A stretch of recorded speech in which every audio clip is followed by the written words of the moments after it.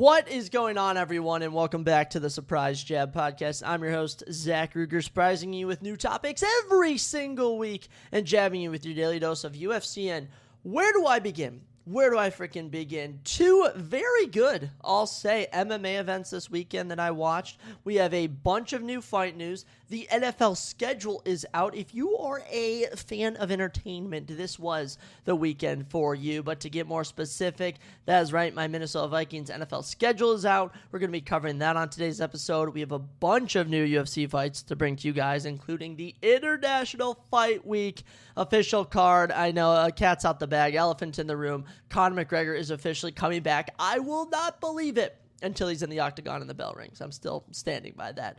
As well, UFC Vegas 117 went down. We'll be discussing what is next for every fighter on there. We went 9-4 on predictions. And as for the Netflix MMA card, which I guess is called MVP MMA 1 or something like that, we went 9-2 on predictions, including 5-0 on the main card, and I didn't make a single bet. So that has me torn. But yeah, really fun weekend of fights, really fun weekend seeing my mom and seeing Lexi. It was really good. Nice to see them. And you know, in terms of, what I'm doing in life, I am all over the place, but, the one consistent is we stay with the podcast. We drop 2 episodes each week, and who knows, maybe one day this will become big. I'm confident it can be, but for now, let's get on into everything. So kicking us off, new UFC fights. Alrighty, you know it, you love it. New UFC fights, it's just how we roll here on the channel. So kicking us off, we have a number of them. We'll start with some lower level ones. UFC Abu Dhabi going down July 25th. Lightweight division. Ishmael Bonfim versus Axel Sola. I absolutely love this fight. Axel Sola is, of course, an Aries FC champion fighting out of France. Had 2 fights so far in the UFC. Really good fight against Mason Jones. And, of course, the victory over Rise McKee. So he's very entertaining. Very good. And for Ishmael Bonfim, I just think that this guy is in so many dogfights. He fights a lot of hardcore fighters. This is just another test for him. So do I think he's going to win? I'm a bit torn on that, but I definitely know this is going to be an absolute war, and this is a fun fight to have on Abu Dhabi. Going to be a striking affair, and when these guys mix in the takedowns, it gets sloppy. UFC Oklahoma, July 18th, has another matchup made. Lightweight division, Chase Hooper, who has already kicked off the year, just awful, getting knocked out by Alexander Hernandez. Actually, I think that was last year. And then, of course, getting finished by Lance Gibson Jr. He's just looking to get a win. They're going to give him the 0-2 in the UFC, Mitch Ramirez. Mitch Ramirez, hasn't done much in the UFC. Fights out of Syndicate MMA. This is a big fight for Chase to win here, because if he loses to Mitch Ramirez, he might have to call it quits. I still see so much potential in Chase Hooper. He's only 25 years old, so, there is still potential, but, he's been knocked out his last 2 matchups, so got to do something, Chase, and this is the time to make the change. UFC Oklahoma has another light heavyweight matchup coming to it as Felipe Franco takes on Levi Rodriguez Jr. Levi Rodriguez Jr. making his UFC debut. He's 5-0, fighting out of Brazil. That's all you need to know. He's a big slugger. And as for Felipe Franco, lost his debut, just absolutely abysmal. Lost on the Contender Series as well. I don't really know how this guy's getting another opportunity, but he is. Just keep those 2 names on your radar, if you will. They're 2 just big, bulky light heavyweights that are probably just going to swing until one of them gets knocked out. Another matchup for you for that UFC Abu Dhabi card, July 25th, coming at you from the Etihad Arena. Brenson Ribeiro getting another shot in the UFC. He's having his 8th UFC fight. By the way, he's 2-5. So, has not done well at all. And they're feeding him to Magomed Tuchalev, who is 6-0. He's the current UAE Warriors light heavyweight champion. Dude has a win over Kyle Machado and a guy named Khabib Gaziev. Khabib Gaziev has to be the most Russian name I've ever heard. But yeah, this should definitely be a win for Magomed Tuchalev. That's absolutely hilarious. UFC Belgrade going down in Serbia August 1st has a couple new matchups to let you know about. Viasto El Chapo Sipo, who is 14-3 with a 100% finish rate, fights out of Serbia, will be taking on Gilbert Urbina. Gilbert Urbina still kicking it in the big 2-6. They just love feeding Gilbert Urbina to guys that they know will knock him out, which I don't really know if that's appropriate. I feel like that should not be allowed, but at the same time, it's so bloody entertaining, I can't help but watch it. already. I absolutely love, watching Gilbert Urbina get knocked down in hilarious fashion. So that's going to be fun. And for Viesto El Chapo, this dude is tatted up head to toe, and bro just looks like he's coming for the knockout. So I am fully here for it. As well on that Serbian card, Dusko Todorovic. You could not have a Serbian card without Dusko Todorovic, who, mind you, since debuting in 2020, has now racked up 10 UFC fights and will be going for his 11th. He, oddly enough, this may be a fun fact for you, holds a win over Michel Pereira. I could not believe that when I saw it. I completely forgot about that. And they're having him take on Robert Valentine. Robert Valentine, I thought, was done. He was going to get cut. And then he defeated Julian LeBlanc by submitting him at UFC Canada. So that's interesting. Should be a win for Dusko Todorovic, but like I said, Dusko at one point was undefeated. He was like 11-0 or something, and since then has just not been really hitting the needle on the head, or however the saying goes. But UFC Serbia, you get a Serbian on there, that's what it's all about. And then the last for sure Serbian fight that I remember them announcing was heavyweight division Max Jimenez, who was already 0-1 in the UFC, taking on Jovan Leka. Jovan Leka is 13-2, Armada MMA champion, and he fights out of Serbia. And let me tell you, this boy has no neck. This boy is legit just all shoulders and freaking just face. Like, this guy is beefy. He's muscular, and I guarantee he's just going to be swinging for the fences once we get out to UFC Serbia. So a lot of fun fights coming at you. Those are a bunch of just random ones to bring to your attention. But let's talk about the big one. The big one, UFC 329, Las Vegas, Nevada, July 11th, International Fight Week. That's right, Connor McGregor versus Max Holloway is the main event. And if I were to tell you guys that these two were fighting, I wouldn't believe it. I wouldn't believe it for a second. These two actually originally fought 13 years ago in 2013, where Connor McGregor won. And Connor McGregor, hasn't fought since 2021, hasn't won since 2020, and honestly, I'm yet to believe he's actually going to be getting a fight in here. I just kid you not. I just have such a hard time believing Conor McGregor is going to be stepping into that octagon. But hey, who knows? We will see. As for Max Holloway, it's been an interesting run as of late. Since 2024, he's just been kind of down, up, and, knocks out Justin Gaethje, then gets knocked out by Topira, then beats Dustin Poirier in his retirement fight, and then, of course, lost very badly to Charles Oliveira at the start of March. I've never seen someone do that, what Charles Oliveira did to Max Holloway, and it should be fun. So I actually give Conor McGregor a great opportunity to win. I don't know if I'm going to predict him to win, but we're going to have to see. In the co-main event, they are not playing. They're not taking any chances. Okay, Paddy Pimblett, Benoit Saint-Denis, that is the decision they're going with. And, that's just two backup fighters. If McGregor pulls out, them versus Max Holloway, it won't be a banger it might be a fun fight, but it won't be like a big name International Fight Week, but the fight would still work. For Benoit Saint-Denis, since going 0-2 in 2024, he has since gone 4-0, all finishes, and has already kicked off the year TKOing Dan Hooker. For Paddy Pimblett, might have one of the best fights of the year right now versus Justin Gaethje. That was an absolute war. It's crazy to think he actually outstruck Justin Gaethje significantly, 156 to 144, and despite being dropped 2 times, still managed to not get knocked out. So we're here for it. Fantastic main event and co-main event. Another fight that we were aware of that was going to be happening this summer, but we didn't know when it was Corey Sandhagen versus Mario Bautista. Bantamweight division. We're talking about the number 8 and number 4 guys in the 135-pound division. For Mario Bautista, lost to Umar to end out last year despite looking very impressive in it, and then kicked off the year in a main event dominating Vinícius Oliveira, submitted him in round number 2, had one of the slickest takedowns into a back rear naked chokehold transition I've seen in a long time. So excited to see Mario get another shot. Sandhagen has not fought since October when Merab Dvalishvili took him down 20 times. So we'll see how Sandhagen can do. It's crazy he was able to get a title shot in the first place, but, like I said, I think Mario might be able to get this done and jump into the top 5. I'm sincerely riding with that. A couple other big fights to make you aware of. Well, I just want to throw something out. We'll go top to bottom on this card, actually, so then we can end with some bigger fights.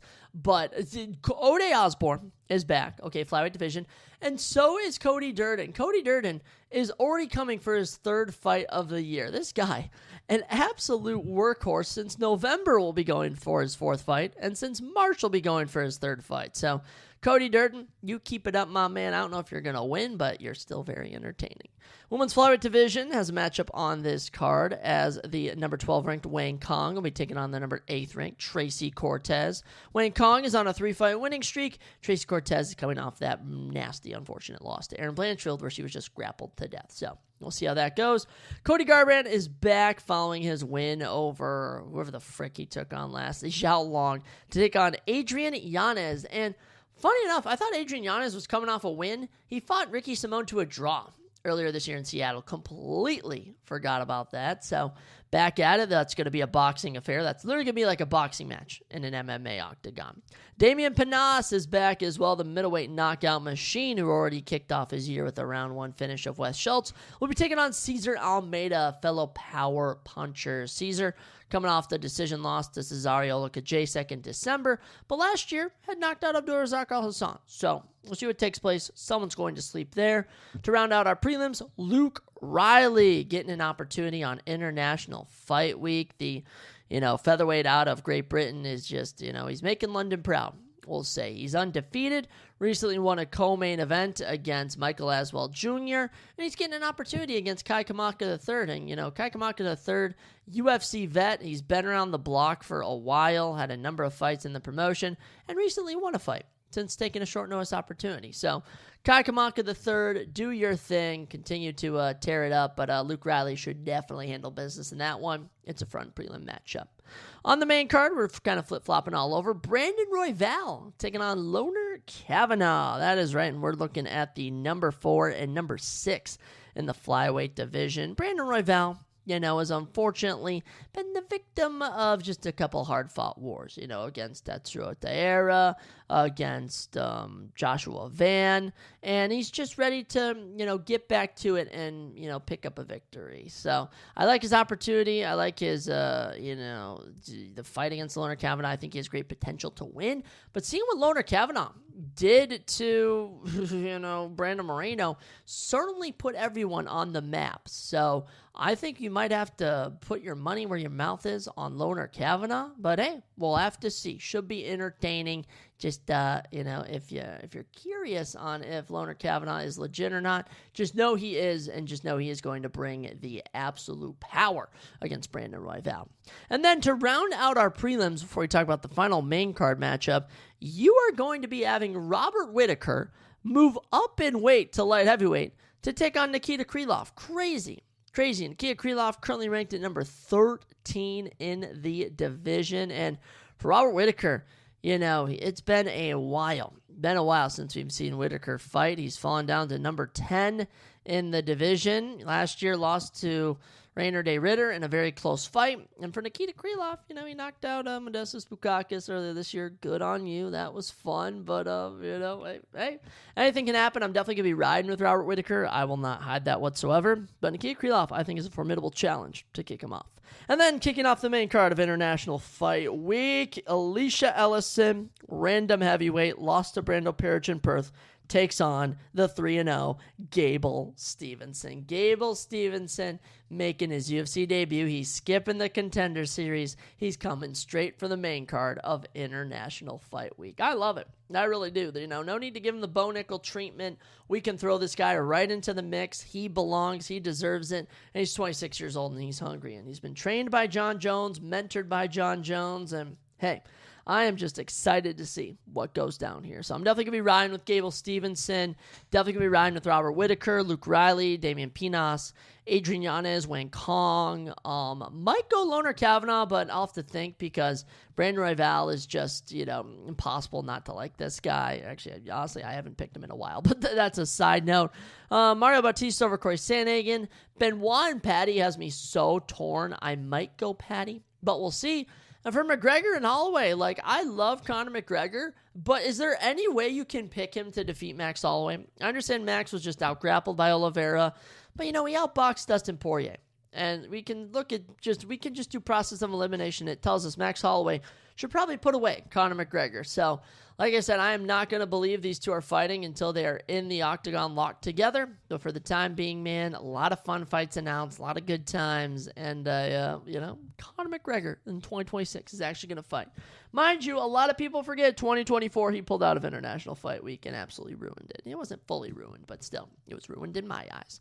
Keeping us rolling, though, some things that haven't ruined my eyes, I guess. I don't know, what a weird transition, is the NFL schedule release. So a quick little overview. A lot of fun matchups announced for the NFL season this year. And, my Minnesota Vikings certainly have their hands full. Got a lot of fun games from week number 1 to week number 18. So kicking us off, just give you a little overview, and then I'm going to mention a little side game that I'm actually going to be going to for sure. So week 1, Packers at Vikings, September 13th. We're starting it off, kicking it off with the Packers. Okay, I like it. Week 2, September 20th, Bears. Okay, 2 divisional rivals off rip.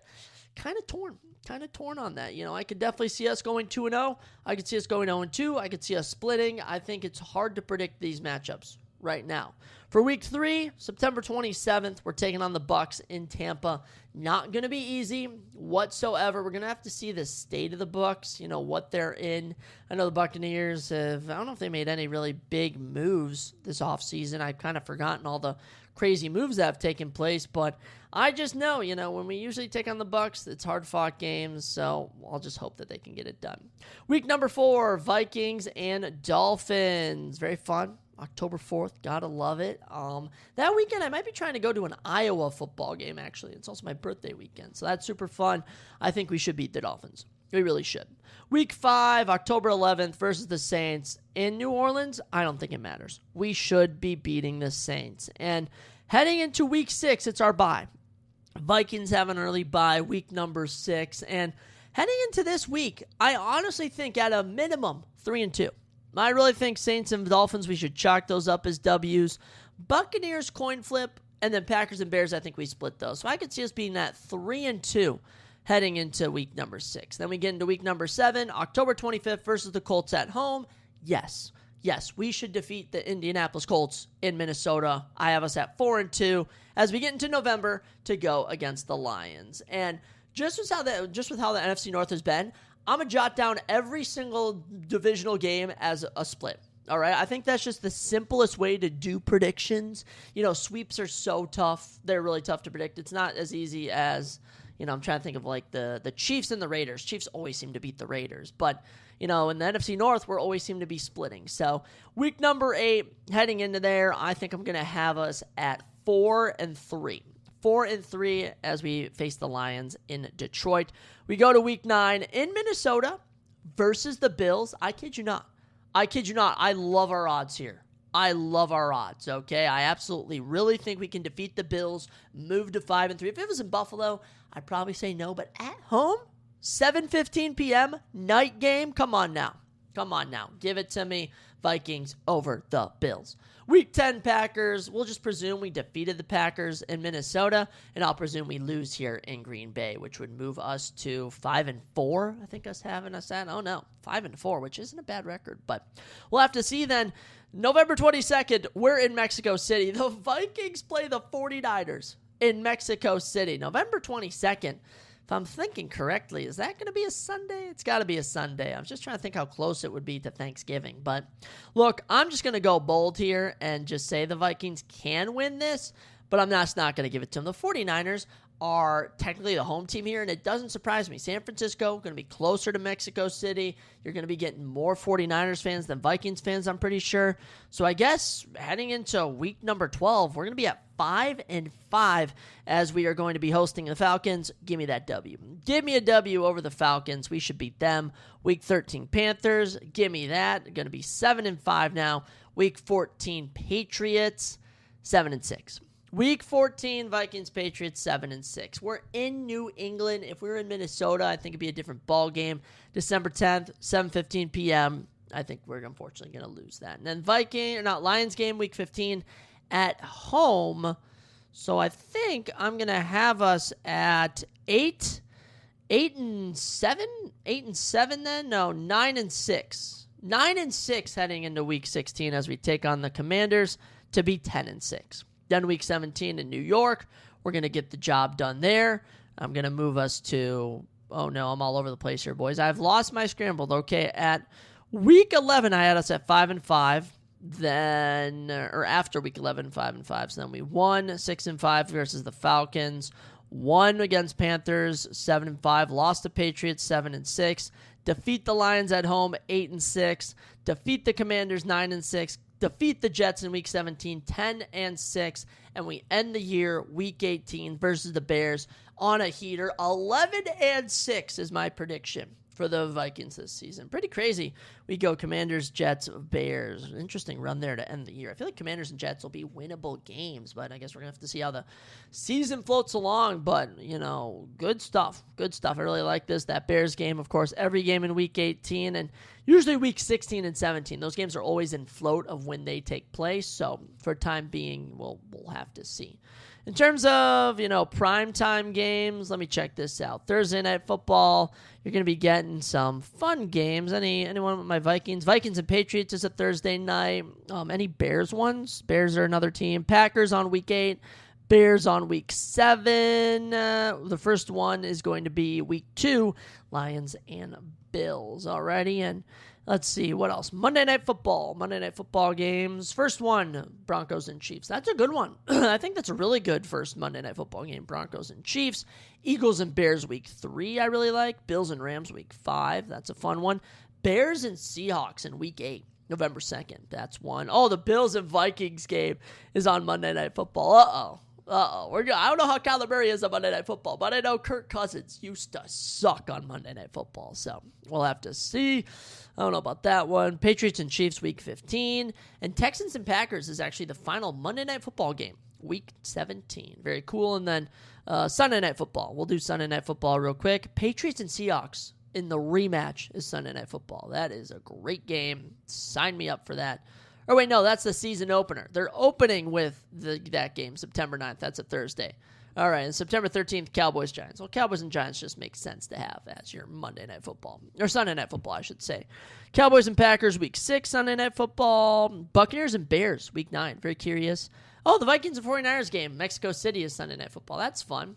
Week 12 has 2. Oh, that's the Thanksgiving. Oh, do we know our Thanksgiving games? Oh, my gosh. I guess I never thought about what the Thanksgiving games could potentially be. We actually have a lot of questions here that we're going to be answering here on the podcast. But I know Chiefs and Bills, do they actually play on? Chiefs and Bills play the night game for Thanksgiving. Wow, that's pretty cool. Patriots and Chargers that week. Bills and Packers Week 14 Sunday Night Football. Oh, Lions and Vikings December 20th Sunday Night Football.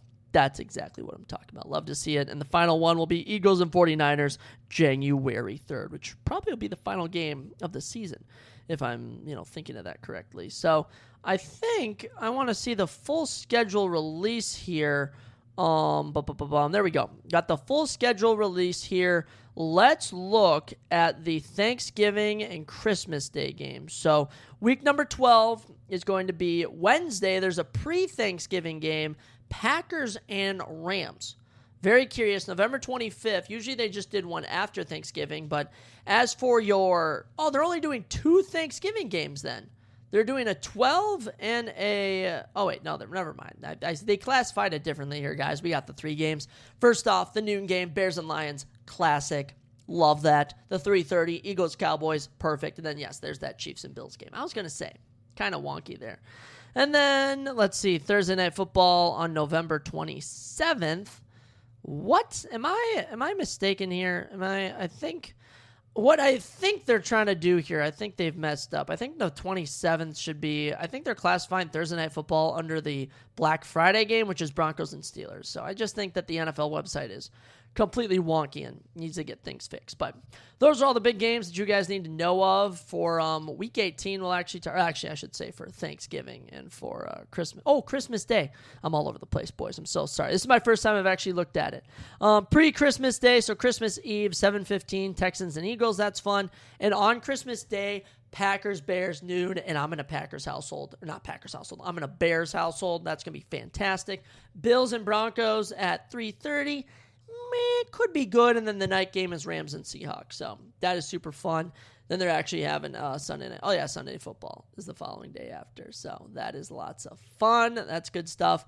And then Week 18. So some of the key final games we have in Week 18. Steelers and Ravens. Love that. You're going to be getting Falcons and Panthers. Yet again, could be playing to make the playoffs. Chargers and Broncos. Of course, Bears and Vikings is going to be awesome. Jags and Colts could be another good one. Seahawks and Rams.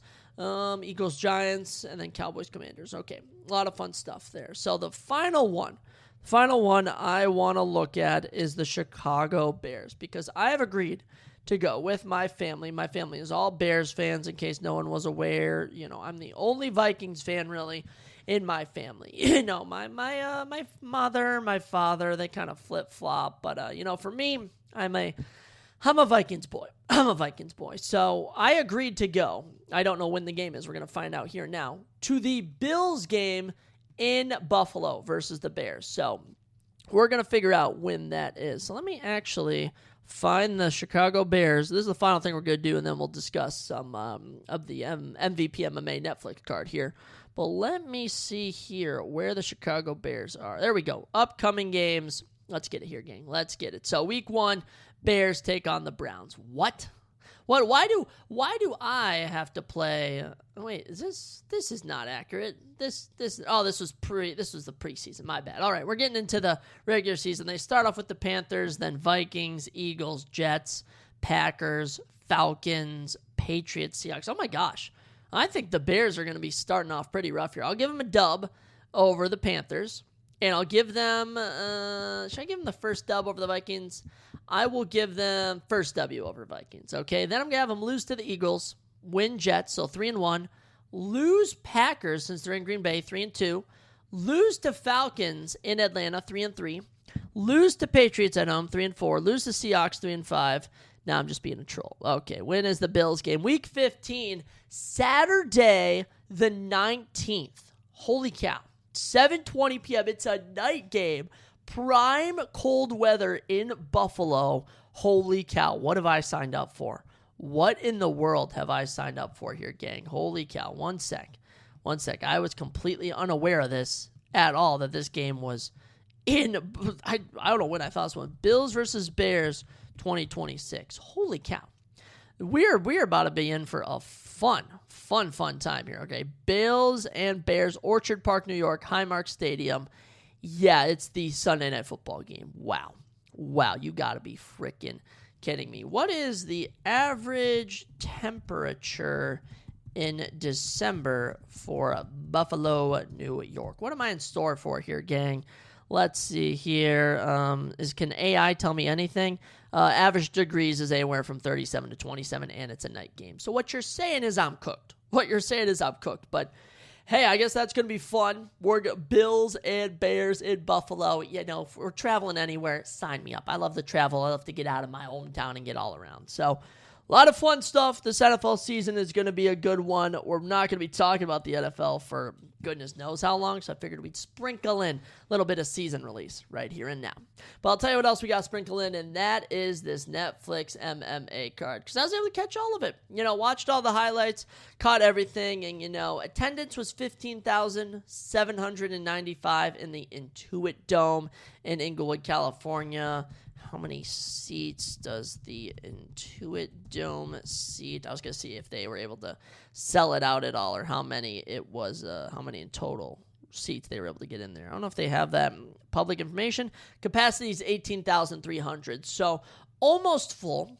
They're about 3,000 short of being full, and we'll go top to bottom real quick here. We don't have to spend too much time on this, but Brandon Jenkins, Chris Avila, look. This is just showing the difference between UFC level caliber fights and you're going to see fights on this card, because literally the opening women's prelim matchup was a higher level of competition than Brandon Jenkins versus Chris Avila. Now, for Chris, he's going to move to 8-10. All right. And what I think he needs to do is stick to boxing. He went into boxing after being, cut from Bellator, cut from the UFC around like your 2017, 2016, 2020 type of time. And he went into boxing, and over not even like a 5 year, more like a 3 to 4 year span, He beat Anthony Taylor, Mikhail Varhashi, Paul Bamba, Jeremy Stevens, Jake Boswick, and even Anthony Pettis in boxing, and then lost 2 matchups on some high-level boxing matchups. But here, versus Brandon Jenkins, fought him into a split decision, but I will say Brandon Jenkins overall is a better mixed martial artist than Chris Avila. In the boxing realm, I think Chris Avila is better, but in terms of the leg kicks, that's what really won it here for Jenkins here. So he was the favorite. It made sense, and he'll move up to 17-11 as a professional record. Next up, we had another split decision to open the card as the younger sister of Alex Pereira, Aline Pereira, gets it done against Jade Masan Wong. Aline Pereira chewing her up with the striking, looking good stuff. Do they tell us the stats here on Tapology? I don't even know if they unveil that stuff. Is that public information at all? Can I find that? I know UFC Stats does a phenomenal job of posting, fight information, but I don't know if they post that on here. So anyways, Aline Pereira wins. She'll move up to 3-2. So good for her. Good for you, Aline Pereira. And as for Jade Masan Wong, she'll fall to 3-3. So that's tough. But Aline Pereira, it was nice to see Alex Pereira out there being able to support her. The UFC greenlit that, which is fun. And hey, good job. You did it. And on to more events like this. I think that's what Aline Pereira is in store for.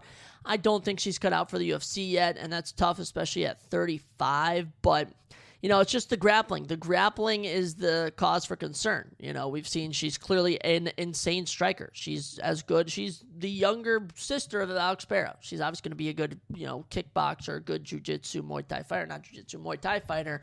But fix the grappling, and maybe you can get to the UFC in a year or two. For Jade Masan Wong, honestly, Jade, I don't know. What were you doing before? I swear Jade was up to something beforehand. She was doing bare knuckle and boxing. Stick to that. No more MMA for you. After that, we had our first unanimous decision of the night as the minus 735 favorite. David Magoyan knocked off Albert Morales. Yeah, not even close. David Magoyan, 30-27, some grapples him to death. The winning streak will, I guess, move up to 2. If you include a combat jiu-jitsu win, it's 3. But yeah, only losses to Tommy McMillan on the Contender Series. I think to get back to the UFC, because like I said, he's 9-1. The kid's only 21 years old.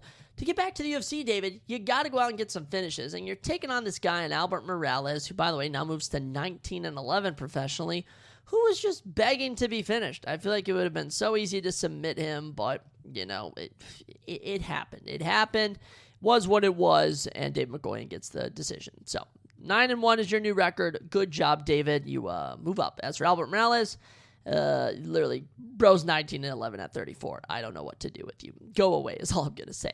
Then, here we go. The action finally got picked up. It only took 4 fights in as Jason Jackson knocks out Jeff Cretin, who stepped in on short notice, in 22 seconds. This is what we were waiting for. From here on out, we really picked up the action. I will say the action probably didn't really die down the rest of the event. It stayed high octane from here on out. And Jason Jackson, man, we knew the ass-kicking machine, that's his nickname, was going to bring the thunder, but literally comes out and just lays out Jeff Cretin with like the first 2-punch combo that he lands. Follows it up a little TKO, 7th career knockout, moves up to 20-6, and following a split decision, PFL lost to Thad Jean. This is a perfect way to bounce back if you're Jason Jackson. So Jason at 35, I think he's probably in store. If they do another MVP card, he'll be a part of it, but man, it was fun to watch this, man.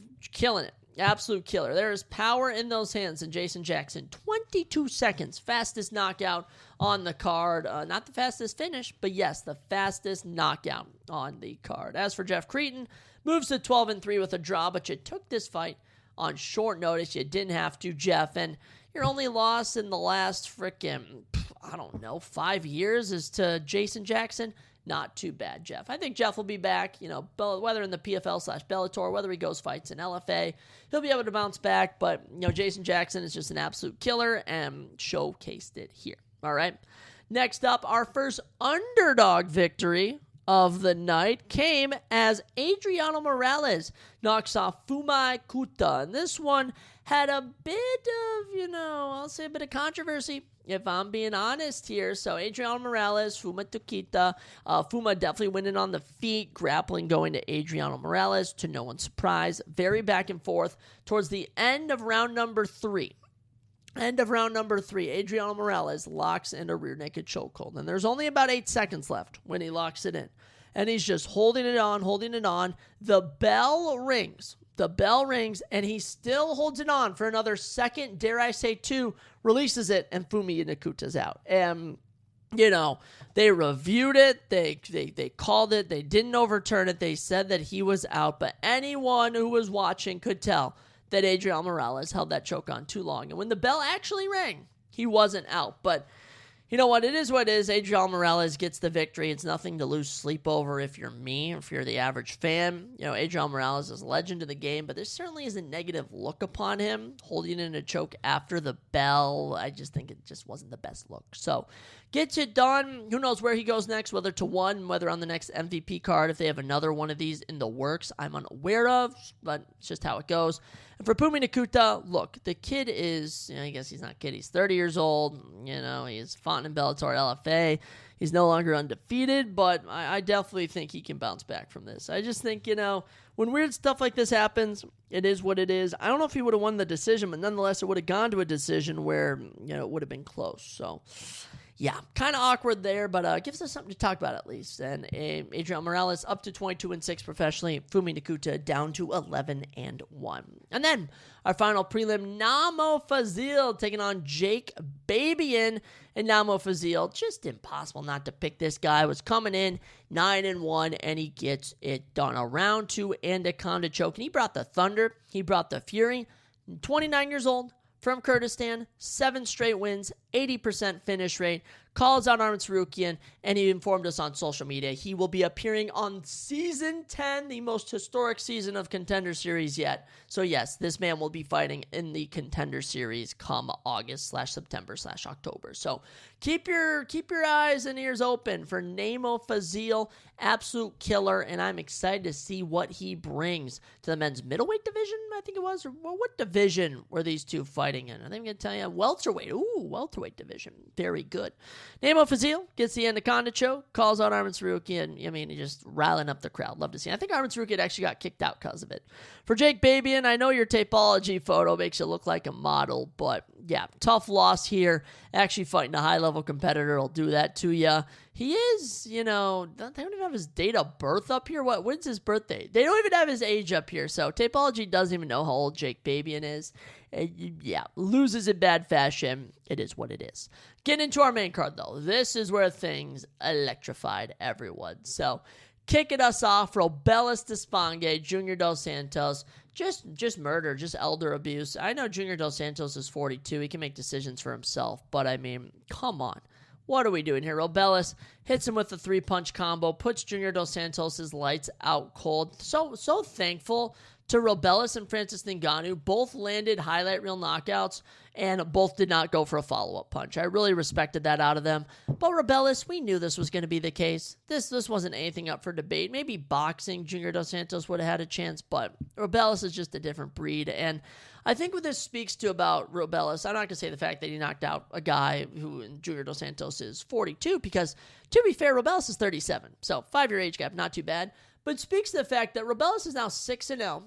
All 6 of his wins are round 1 knockouts, for goodness sakes, and his only 2 losses are due to grappling. Austin Lane and Waldo Cortez Acosta grappled him to victory, and it just makes me realize this guy probably has a year left to get back into the UFC, and I think the key to doing that is by fixing your grappling. And if he can, that's going to be the success factor for him. But if he can't, if the UFC doesn't think he can, he's probably going to be a big what if outside the UFC. He's probably going to be going to Karate Combat next. Maybe he'll go to Fury FC. Maybe he'll do the next MVP card. But Robelis has serious power punching. And I would say him and Francis Ngannou would make a fantastic fight if they were to do another type of these cards. But we're going to talk about Francis in a second, and I just get the vibe that these two won't be crossing paths because Francis is on to even higher level things. So, good stuff for Robelis. Highlight reel knockout for Junior Dos Santos. Man, this was tough to watch. It really was. It hasn't won an MMA fight in 7 years, and at least he won a bare knuckle fighting fight in 2024. So, if I am if I am Junior Dos Santos, I'm just staying retired, man. No one's going to knock you. You're a legend of the game, Junior. No one's even going to remember the knockout losses. They're going to remember the highlights of you in your prime. But yeah, Robelis Desponge, another favorite, getting it done. With that, we got into our next fight. Was this the biggest favorite on this card? I think it was minus 1,500 the biggest. Was it? I think it actually beat out Ngannou for biggest favorite on the card. Yeah, Saladine Parnasse destroys Kenneth Cross. Yeah, round one, TKOs him. Just amazing work from Saladine Parnasse. The UFC has got to pick this guy up. 28 years old, 5-fight winning streak, fights out of France, is 23-20, and has 15 career finishes, 14-2 in KSW, and yet again another win in this year, another knockout. So, I mean, just do your thing, Saladine Parnasse. Try and get into the UFC. If not, keep killing it. But this was such a good showcase on a Netflix event for Saladine, and I'm excited to see what the kid does next. But I would love to get him on the Contender Series. Dare I say, you could throw him in there with a number of featherweights. I mean, I'm going to look at our card we're going to talk about here in a second. Duo Choi, Daniel Santos, I think are two guys. They were in the co-main event that this guy can hang with. So, Saladine, amazing work. For Kenny Cross, he's going to drop down to 17-5. Look, this is one of the highest level fighters that he's taken on. I don't even know what's the next highest. Who did he fight on the Contender Series? Did he win a Contender Series fight? He won on the Contender Series and didn't get a contract. But, Kenny Cross, you're 17-5 at 31. I'd say it's not game over for you, but it kind of feels like it might be. So, Saladine Parnasse showcasing this man. I actually think, what league is it he's in right now? I think he's the KSW champ. Yeah, he is the KSW featherweight champion with 4 consecutive title defenses. So this guy is a very high level, and good job getting the win. With that, we got into our big 3 of this MMA Netflix card. Ngannou, Felipe Lins. Props to Felipe Lins. He made it 4 minutes and 31 seconds before finally getting clipped and getting knocked out cold. I just want to throw that out there. Is that he made it 4.5 minutes. He actually landed shots on Francis Ngannou. Not a lot, but nonetheless landed some shots. Actually, let me pull up Verdict MMA. Does Verdict MMA actually have the stats for this fight? This would be fantastic if they did, because I have been searching, as I've been speaking to you guys, I have been searching for these freaking fight information, and they've just been giving me nothing, and I just don't think so. Did they really? Is there nowhere to find fight information outside the UFC on total strikes and stuff? Cage Time? Tail of the tape. Not seeing anything, guys. I am not seeing a lickety split thing. Do they just not show strikes or anything? Is that really just not a thing? Okay, doesn't matter. But Ngannou, minus 1,100 favorite. Clips him with a big left, and yeah, down Felipe Lins. Might have been who knows what punch it was. It didn't even land that clean. Clipped him on the head, and Lins was out cold. And Ngannou doesn't follow up. So, legend of Francis Ngannou in mixed martial arts. He moves to 19-3 with his 13th career knockout, his 18th career finish, and this will be his second straight win, actually, in MMA. Actually, no. I guess that his MMA winning streak takes all the way back to 2018. What am I saying? This is his second straight win in the last, 2 years. So, good work to Francis Ngannou. For Felipe Lins, he's 40. He's 40, so I still think he's talented, but gosh, his time might be over. But you got a high-profile fight here, and good job to Ngannou getting the knockout. Calls out John Jones. I don't know if we're going to be getting that fight, but I definitely think if Netflix is ever going to want to truly compete, Jake Paul's promotion is very tricky. There's a lot of highs on this card, and I don't want to say our next two are going to be lows, but just as I look through the card, okay, we open up Chris Avila, Brandon Jenkins, kind of lower level, Ailey Pereira, Jade Mason Wong, lower level, Dave Magoi and Albert Morales. David, if you'd have gotten a finish, would have been entertaining. Jason Jackson lit us up. Adriel Morales and Fuma Nakuta was a great fight, kind of tainted by a weird ending. Nemo Fazil getting the finish was good.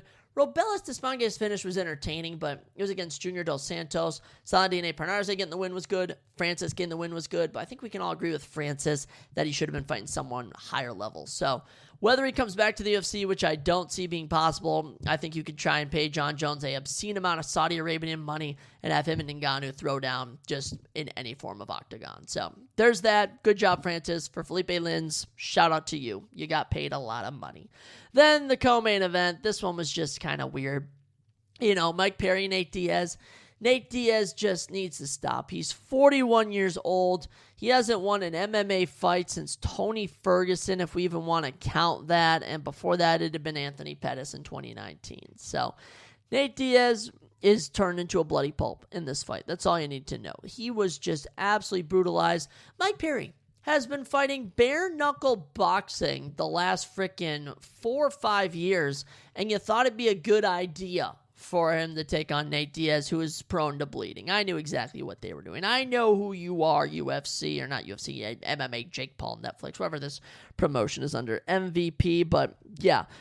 Funny enough, this is actually the first MMA win on the record for Mike Perry since 2021, so good job to Mike Perry. But yeah, fight stopped after round number 2. This is actually going to go down as the 12th career MMA knockout for Mike Perry. Congratulations out of his 15 wins. And yeah, good work. Good work. Just Nate Diaz was bleeding from the side of his face, back of his face, all over. There were rumors even that, the fight was stopped just because, Nate told him he couldn't continue. I don't believe that for a second. But yeah, absolute warriors. Mike Perry, you just keep doing what you're doing, man. Keep taking these warrior fights. You're just going to keep making money and be entertaining.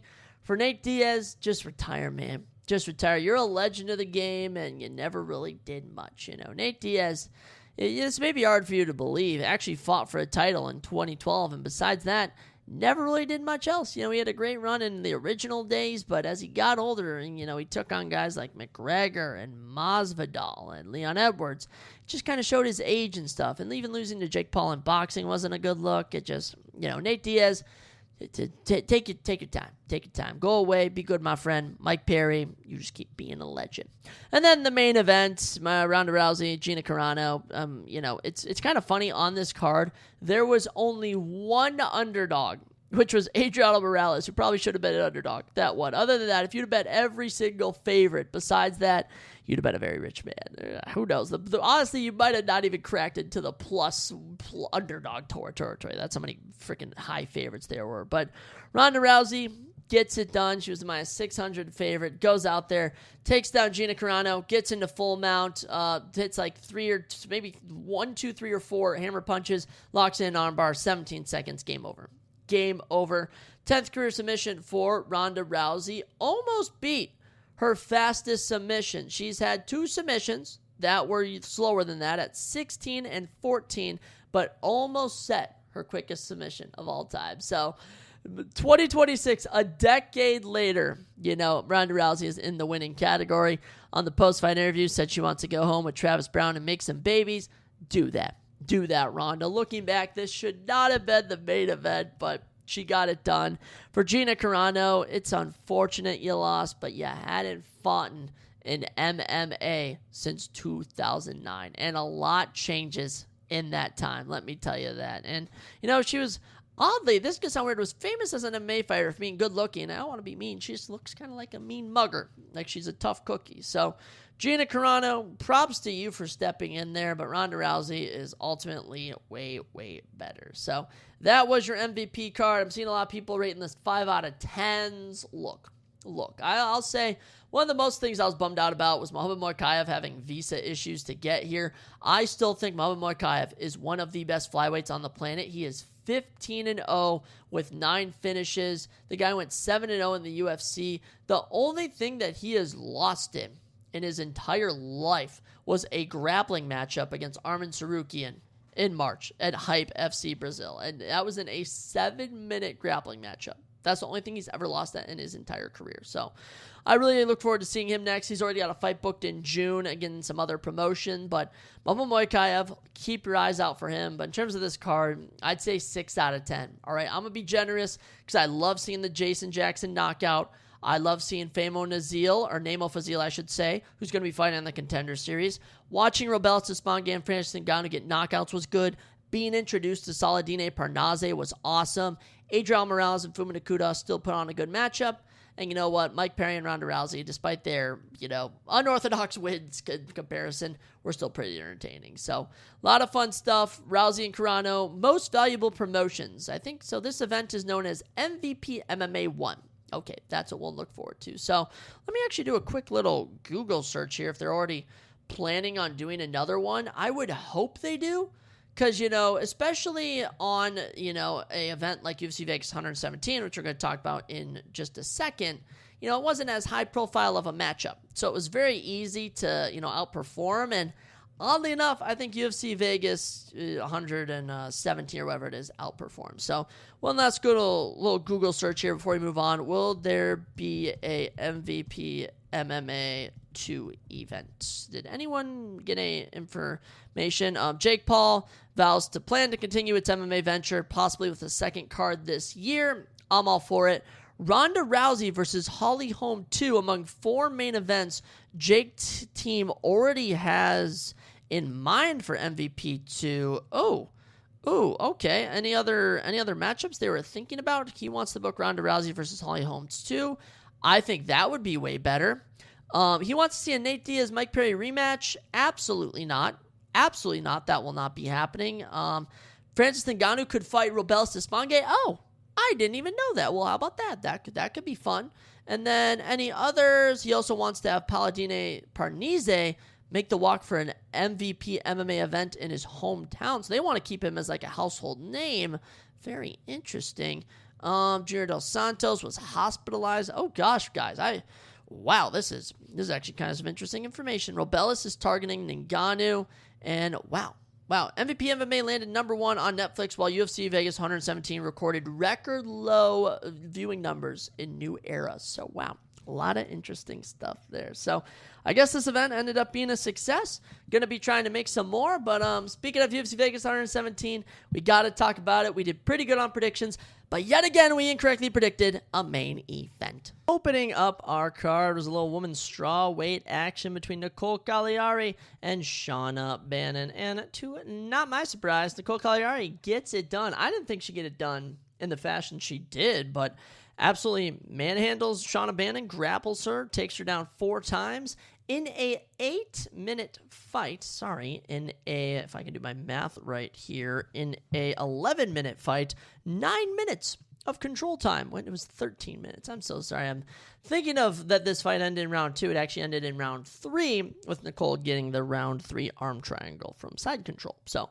good job to Nicole. It'll be her 4th career submission, but she racked up 9 minutes and 18 seconds of control time on 4 takedowns. So really did well in the grappling department. Shauna Bannon had, some good moments on the feet in round number 2, but once she kept getting taken down, it was game over. So Nicole utilizes the grappling, gets the submission. That's how you kick off a little woman's prelim action. So Nicole, this will actually be her first victory in the UFC. She had previously gone 0-2 last year, so good win. Improves to 9-4 professionally. For Shauna Bannon, look, I don't think she's cut out for the UFC. She's going to move to 2-3. This is now 2 straight losses, both of them coming by submission.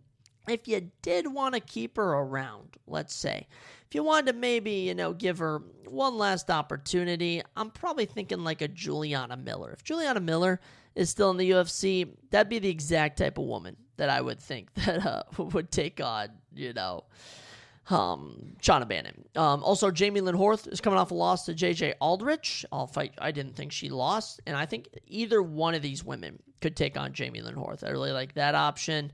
Teresa Bleda could be another person. I think there's a number of women you could have both of these gals face, but as of right now, the momentum is trending with Nicole Cagliari as she picks up the submission. So good win to her, a little round 3 arm triangle. Those are a couple names they could face. Really, it doesn't matter. We'll see who stays and who goes, but Nicole, good job to you.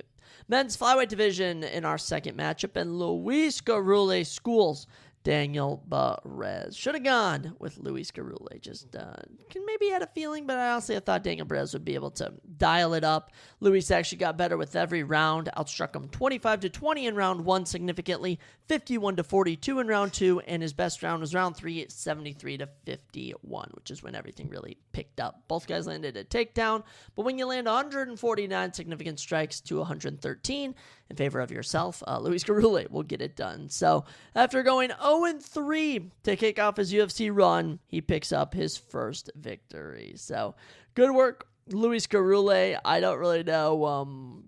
I assume you'll stay in the UFC. I presume you'll stay, but I already have a name for you. Cody Durden. That is right. Cody Durden and Luis Garule just seemed to work if I'm being honest. They just seem to work as two people that are fighting each other. So let's just make that matchup happen next. As for Daniel Perez, look, 2 straight losses, 1-3 in the UFC. I don't really know if we should keep him. He's 37, honestly. If we want to cut Daniel Perez, I wouldn't be too mad. If we want to try and get him on an international card later in the year, I'm sure there's going to be flyweights that are on the come up that could use someone to take on, maybe like a Jose Ochoa who just beat Clayton Carpenter. This could be another pickup fight for him. So we'll see. We'll see for certain, but definitely a good win for Luis Carule. I didn't predict you'd win, and I happily ate my words, Luis. Good freaking work.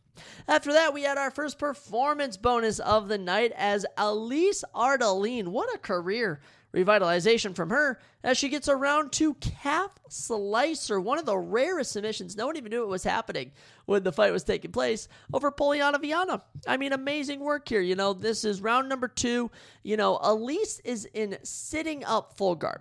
She's really like on her knees and is literally like, I don't know if Poliana Viana was like fighting with her hands or like twisting, but out of nowhere just like starts screaming in pain and starts tapping. And then we're like, what is going on? And this is what the details list on UFC stats for the submission: a calf slicer from guard capsule lock. What does that even mean for any of my BJJ experts out there? Please DM me. Let me know what that means. But yeah, Elise Ardeline does it in the grappling. Round 1 stayed on the feet, outboxed her 41-31. But in round number 2, landed a takedown right off rip. 4 minutes and 5 seconds of control time in round number 2 and gets the submission. And this will actually be her 5th career submission, her 9th career finish. She improves to 12-7, and this is her 3rd straight win. Amazing work, Elise. I mean, really, nothing much more to say. You performed fantastic here. Women's strawweight division, look out. If we want to keep it simple, with matchmaking, I can also have her and Nicole Cagliari face off. I actually think I'm going to change my opinion here. I want Nicole Cagliari and Elise to square off because I can see them both on my screen. But as for Poliana Viana, I'm sorry. 13-9, 4 straight losses, 1-5 in your last 6. Yeah, this is the end of the road for Poliana Viana. She's now 4-8 in the UFC. Just never could really get any momentum. She did have 2 performance of the bonuses. She won her debut. All of her wins were finishes, but just too many losses. And they've just added up here. And yeah, tough loss here. So Poliana Viana, goodbye with you. Elise Ardeline, 3 straight wins. You versus Nicole Cagliari. I think it works out perfectly. And then another fight we predicted incorrectly. I can't even believe this. I actually cannot believe this. Cody Brundage knocks out Andre Petroski in round number 2. You gotta be freaking kidding me. So round 1, it gets going. It's going smooth. Andre works his grappling, lands a takedown, even on the feet, was outstriking him 8-6 significantly. We get into round number 2, and then just seemingly out of nowhere, Cody Brundage just unleashes, just has Petroski on the back foot, is landing big punches, eventually drops him, then just starts throwing bombs. I mean, 37 significant strikes in 44 seconds. This boy was just throwing bombs, and like we knew, Andre Petroski had a bad chin, but I thought that he would stick to the game plan that he had success with in round 1. He couldn't even capitalize on that. He gets dropped, he gets TKO'd, and Cody Brundage freaking wins. I actually cannot believe it. I am actually in such shock. I am in such shock over Cody Brundage winning this freaking fight. Can you believe it? Can you freaking believe it? I can't.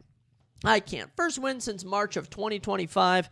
Ends a 4-fight winless streak, and, had already started off the year 0-2. But I guess the more you fight, the more chances of victory you have. And Cody Brundage, does this mean he'll remain in the UFC? Does Cody Brundage stay in the UFC with this victory? Do I actually have to predict who he'll fight next? I guess I do. I mean, I'm in shock. I am in utter and complete shock. And I'm telling you what, I'm going to give you a name.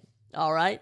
And this, the only reason I'm giving you this name is because I have no confidence he's going to win. I'm sorry to be mean. But Edmund Shabazian is taking on Brendan Allen just coming up here, June 6th, Fight Night Muhammad and Bonfim.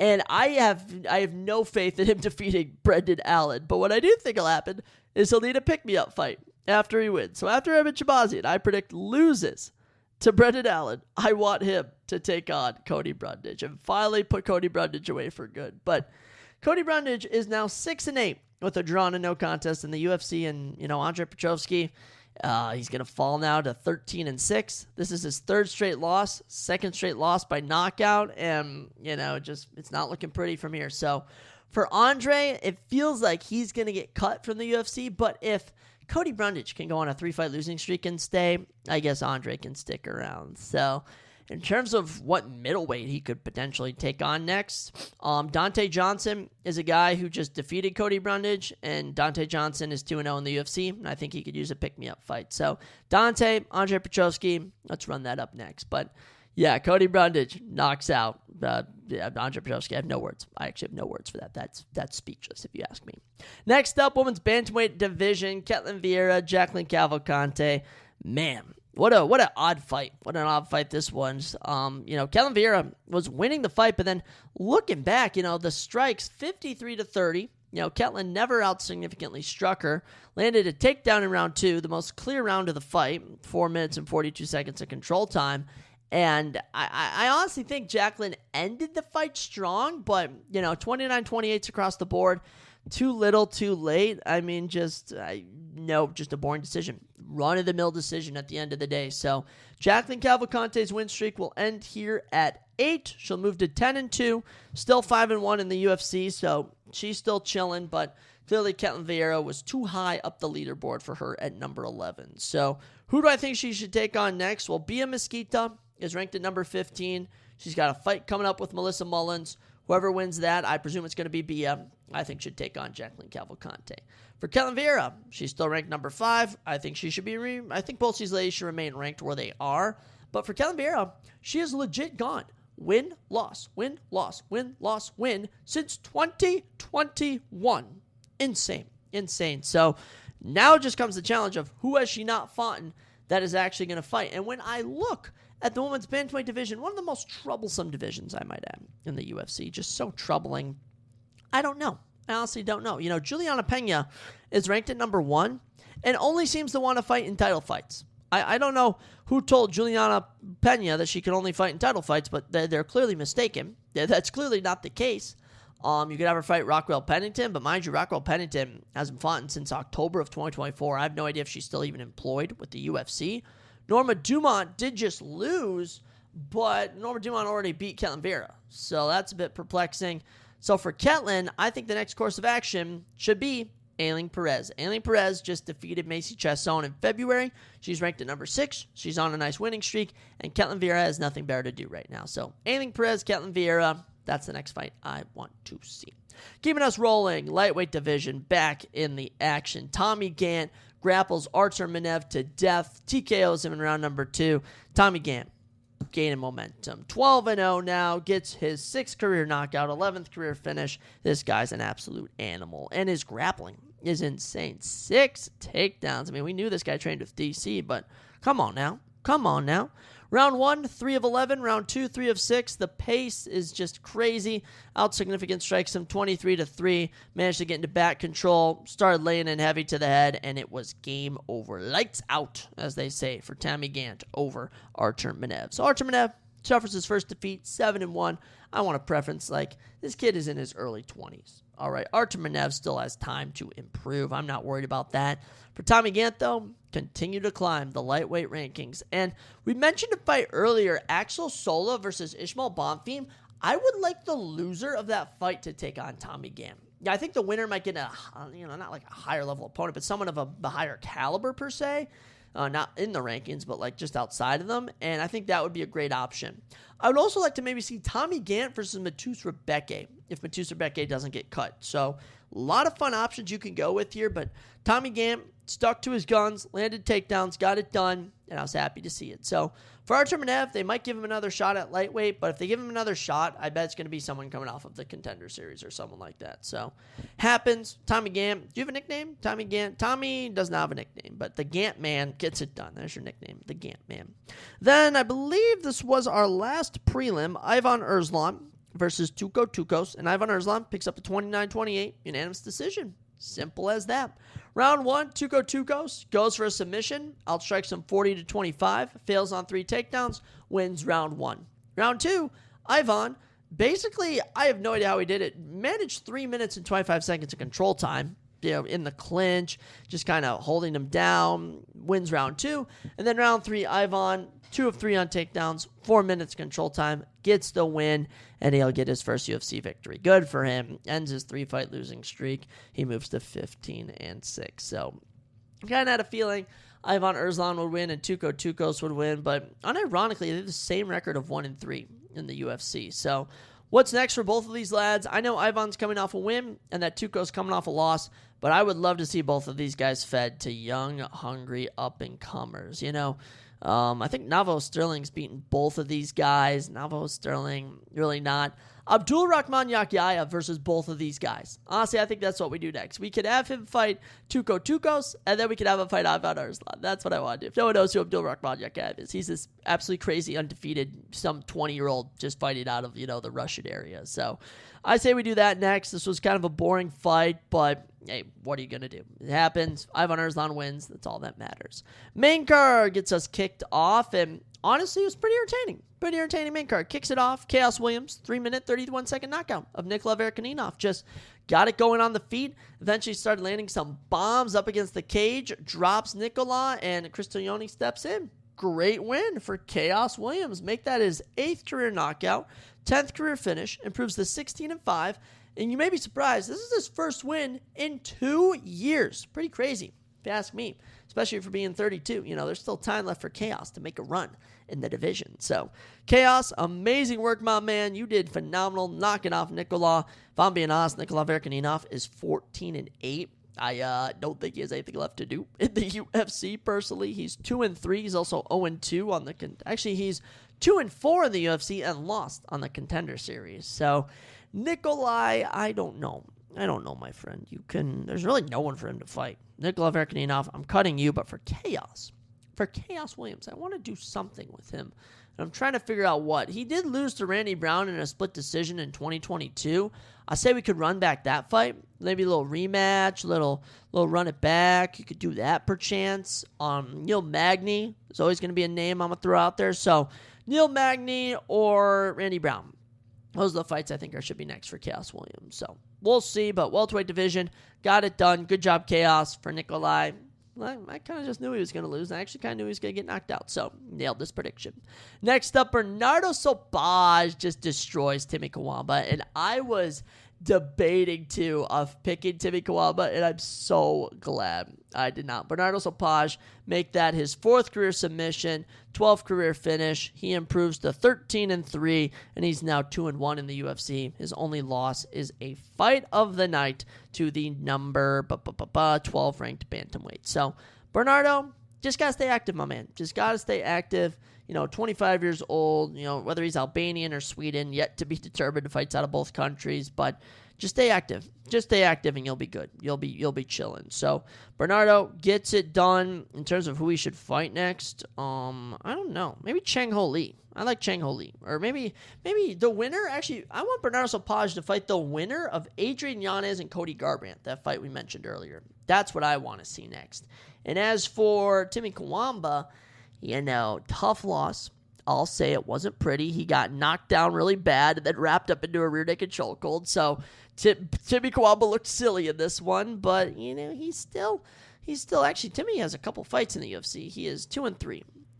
So tricky what to do with Timmy Kawamba here. I might just have to say goodbye. But, I don't know. We'll keep him around. Bantamweight division is always going to be deep. If you wanted to just do some easy matchmaking, I don't know if he's still employed by the UFC, but Ricky Tercios. Actually, no. Ricky Tercios lost to Albert Montez. Albert Montez versus Timmy Kawamba. Albert Montez is a prospect on the rise. Already picked up an Anaconda choke this year. Season 8 Contender Series vet. Yeah, perfect. There we go. Alberto Montez versus Timmy Kawamba. And Bernardo Sopaj versus the winner of Cody Garbrandt and Adrian Yanez. Makes perfect sense. This was a fun fight. Boring fight. Next time out. Modestas Bukauskas, Christian Edwards. I know this was short notice, but this honestly makes me think that Rodolfo Bellato would have ran through Modestas Bukauskas. So Modestas wins the split decision, but such a weird result of things. Both men landed exactly 36 significant strikes. Can't even make it up. Christian goes 0-4 on takedowns, which doesn't work in his favor. He got 4 minutes and 22 seconds of control time on the clinch, 2 minutes and 15 seconds of control time for Modestas. I'm thinking the judges gave rounds, I don't even know. Round 2 was Modestas. That was a clear round. Rounds 1 and 3 were close, though. I think round 3 I might give to Christian, and round 1 I might give to Modestas. So could have gone either way. Modestas wins, improves to 20-7. Good win, Modestas. Let's just run back the Bellato fight. It's supposed to be Rodolfo Bellato. They've tried to make that fight multiple times. Let's just make that the case. For Christian Edwards, 8-5 now. They're probably going to give Christian another shot. Light heavyweight division is a tough division. So, low-key, why not just Ivan Erslan versus Christian Edwards? It's simple, it's easy, and now that I see them, their names are both on my screen, we can do that. That's been the name of the day. When I look at this card, let's just matchmake people who fought out here. So, Modestas versus the original opponent, Rodolfo Bellato, and Christian Edwards versus Tucos or Ivan Erslan. Honestly, it doesn't matter. Modestas, good job winning. After that, maybe my favorite pick of this card. I don't know. I think it might be Juan Diaz runs through Malcolm Wellmaker. It's crazy to think that Malcolm Wellmaker was never as good as people gassed him up to be, as Juan Diaz just runs through him. 5 of 8 on takedowns, 3 minutes, 48 seconds, gets it done in the grappling, wraps him up with the rear naked chokehold in round number 2, and game over. Game match point. 9 straight wins, 3rd career submission. The underdog, Juan Diaz, 27 years old. Good job. Good job, Juan. Just dominated him, kept composure, and after such a dominant victory on the Contender Series, this is exactly how you kick off your UFC run with a performance of the night finish. So, great work here. Did it in the grappling. Locks up the rear naked chokehold with under a minute left in round number 2. So, now it comes down to what is next. And I actually have a couple names that I want to throw out there. Montel Jackson, Damon Blackshear, and maybe even, oh my gosh, it's escaping me. Where is it? The loser, Rob Font. Is Rob Font still kicking? Yeah, Rob Font. Another name I'll throw out there. I thought there was another bantamweight matchup, which was coming to mind. I don't know, but sky's the limit for Juan Diaz. Look, the kid's 27. He's been doing good, and this was a great finish over a tough guy in Malcolm Wellmaker. So, Juan, going to be a lot of options. For Malcolm, this is now back-to-back tough losses. Really tough losses. After going 10-0 in your career, you're now on an 0-2 streak. Okay, so if you're Malcolm Wellmaker, you just get in there. You look for short notice opportunities. You try and fight, lower level guys. Maybe he fights Bernardo Sopaj or Timmy Kwamba. Maybe, they throw him a bone and he can, I don't even know, guys. I'll be honest, it's tough. It's tough to think about who we could fight. Rafael Esteban did just lose to Ethan Ewing. Ethan Ewing defeated Malcolm Wellmaker. How about Rafael Esteban and Malcolm Wellmaker? Let's just make that simple, easy, done. Take it to the bank. No need to stay around to chat with the cashier. Let's make that happen. Co-main event, the fight of the night, the round 2 TKO. And I just want to throw this out there, is that Do Ho Choi is an absolute legend. This was Do Ho Choi's 4th fight of the night bonus in the UFC. All right? 4th fight of the night bonus. Guess how many fights he has? He only has 10 in 40% of his fights. He's had performance bonuses. That's crazy. That's actually insane. And Do Ho Choi wins as the underdog. Actually, shoot. I picked Daniel Santos. I think I picked Daniel Santos, but I was rooting for Do Ho Choi, so that's weird. We're going to say we picked Do Ho Choi because I'm biased, and that's what I do. So, Do Ho Choi gets it done against Daniel Santos. On verdict, I had Do Ho Choi. There's nothing you guys can say, but this was an entertaining fight, just back and forth, striking affair, 72 significant strikes apiece. Round 1 went to Daniel. Round 2 was leaning in front of Choi, and Choi was just lighting up, punching him, and finally landed a body shot, and Kerry Hatley stepped in as Daniel Santos collapses. So Do Ho Choi, 3 straight wins, 3 straight knockouts, 4-fight unbeaten streak. This guy's a legend. I freaking love Do Ho Choi. 35 years old from South Korea, and he kills the South Korean killer. That is what you do, Do Ho Choi. So, featherweight division, man, what do we do with Do Ho Choi? I don't know. I don't know what we do with this man because he is so bloody entertaining and he's so fun to watch. So let's think of some names of people that he could maybe take on, coming up later in the year. Is Gabriel Santos still kicking it in the UFC? I don't remember last time Gabriel Santos fought. Let's pull his stuff up here. Yeah, Gabriel Santos, only losses are to Leron Murphy and David Onama. Other than that, last year picked up a win over Jack Jenkins. Ooh, Jack Jenkins, another good name. Jack Jenkins or Gabriel Santos, next for Doo Ho Choi. So a lot of good stuff there. For Daniel Santos, I mean, 4-fight winning streak is snapped, but he had a fight of the night. So we'll give him a bit of a grace here. Let's have him fight a fellow Brazilian to some degree. There's going to be guys out there. I don't know, but this was fun. Doo Ho Choi won. I guess I picked Daniel Santos. I guess technically I went 8-5, but watching it, I thought I picked Doo Ho, so we're going to go with that. We're going to say I picked Doo Ho Choi to win because that's what I thought I had done. So Doo Ho Choi beats Daniel Santos. Fun times.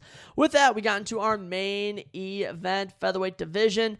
Number 7, Arnold Allen. Number 12, McGregor's Costa.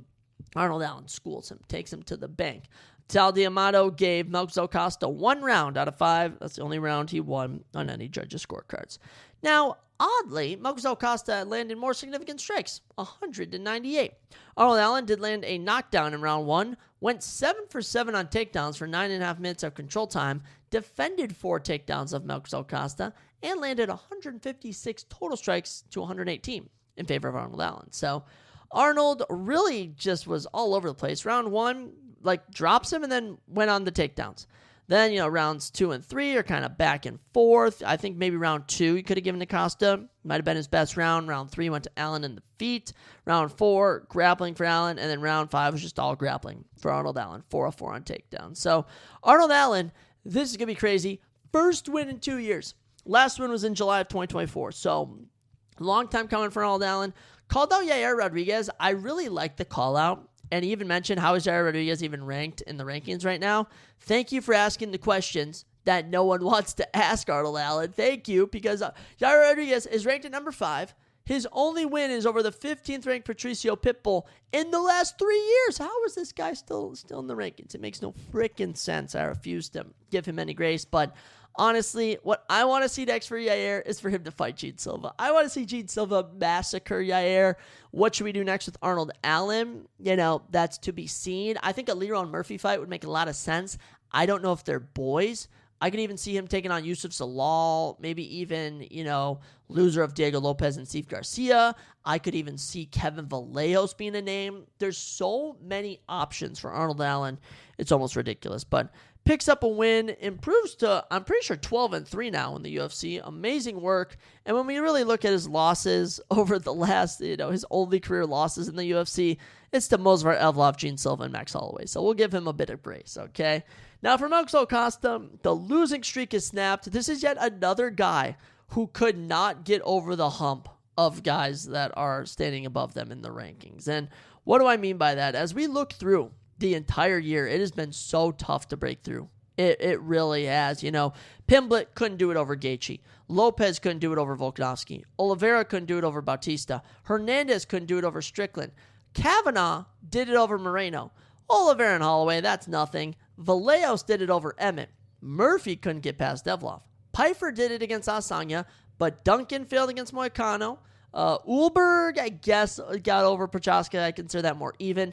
Mallet knocking out Burns, I consider more even. But Zalal not being able to get past Sterling is a big tell. And here's another case here where Costa was just, not ready for Arnold Allen. So McGregor's Costa, kind of sucks to see you lose, but honestly, I have complete faith he'll be able to bounce back. And, featherweight division is deep. This was just too high of a name for him. So maybe someone like a David Onama, maybe a, Josh Emmett was booted from the rankings. I just noticed that. Is Josh Emmett even in the UFC anymore? I don't even know if he is. But David Onama, Aaron Pico, maybe Patricio Pitbull. Maybe Doo Ho Choi. Doo Ho Choi versus McGregor's Costa. Let's freaking make that fight just because it's staring me right in the face. So, yeah, a lot of fun options, though. I think the UFC is in in a good place with the featherweight division. It's staying strong, staying healthy, and we're getting a lot of fights. But that's all we have. For UFC Vegas 117, I'll say the main event was okay. It was kind of one of those apex decisions where if this was in front of a crowd, it would have been more entertaining. But we had a fight of the night. We had a bunch of finishes. That's not much more you can ask for a card like this, where there were literally zero expectations. Now, we take off Labor Day weekend. We're back May 30th in Macau, China. Song Yadong versus Davison Figueiredo. Very exciting. Very exciting for this matchup. Crazy that Davison is getting a main event here. Same for Yadong, but I'm happy to see both these guys main event in China. You also have Zhang Mingyang taking on Alonzo Menafield. Sergey Pavlovich taking on Talashan Teixeira. You're also going to be getting Kaya Sakura back in action. Jake Matthews. Alex Perez takes on Suma Darji. And then you get a bunch of local guys. Ding Meng. Yisak Lee, Ray Chizuru from Japan, love that. Zhang Jingnan is about to be one of the baddest MF and womans you're about to see debut. Zhu Kanji is going to be another good one. And you can even get Jacqueline Amorim and Luma Lokbumi. A lot of fun matchups. So good stuff to come ahead. You know, the current schedule now for the UFC, we're off. Then we go to China. Then we go back to the Apex. Then it's Freedom 250. It's coming up quick here, under a month. After that, 6 days later, another UFC Vegas event. Then we're in Baku. Then it's International Fight Week after we take the 4th of July off. Then we're in Oklahoma City. And as of right now, that's where we're holding off for. So a lot of stuff taking place here, gang. You know, we're just constantly in motion. An object in motion stays in motion, or some saying just like that. But yeah, guys, I'm in a really weird place in life. You know, this podcast, I feel like I've just never really been serious about growing it. I feel like I've wanted to, but I've struggled with, you know, figuring out how to film myself, how to edit clips and stuff. So if you guys know anyone that knows how to do that, please let me know, because that would be utterly fantastic. That would be amazing. But until then, you know, I'll just say goodbye. Thank you guys so much for listening. I'll cook up an episode later in the week. I know we have WWE Saturday Night's Main Event coming up. Maybe we can look at some other stuff. There's always stuff to talk about. Always surprises out there in the world. So without further ado, I will catch you guys next time on the Surprise Jab Podcast.